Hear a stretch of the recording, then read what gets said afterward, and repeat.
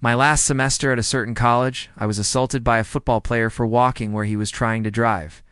Note he was 325 pounds. I was 120 pounds.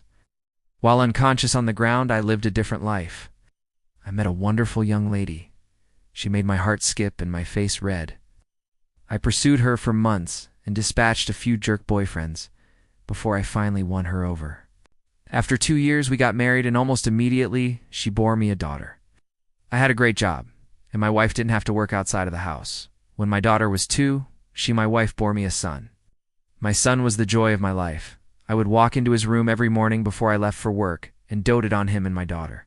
One day, while sitting on the couch, I noticed that the perspective of the lamp was odd, like inverted. It was still in 3D, but just wrong.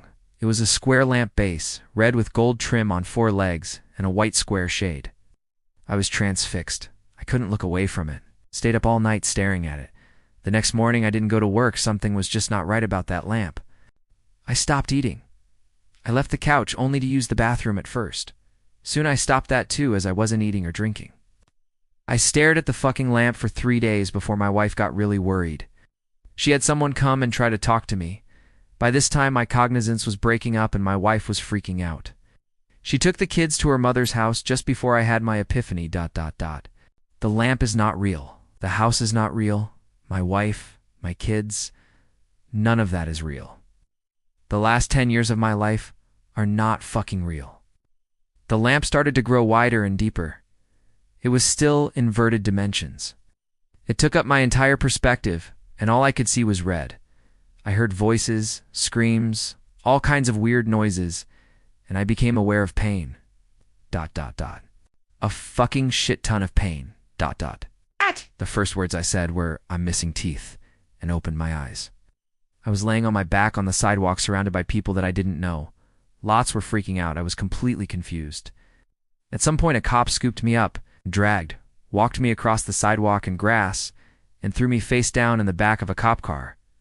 I was still confused. I was taken to the hospital by the cop. Seems he didn't want to wait for the ambulance to arrive and give CT scans and shit.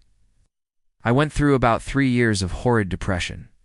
I was grieving the loss of my wife and children and dealing with the knowledge that they never existed. I was scared that I was going insane, as I would cry myself to sleep hoping I would see her in my dreams. I never have, but sometimes I see my son, usually just a glimpse out of my peripheral vision. He is perpetually 5 years old, and I can never hear what he says.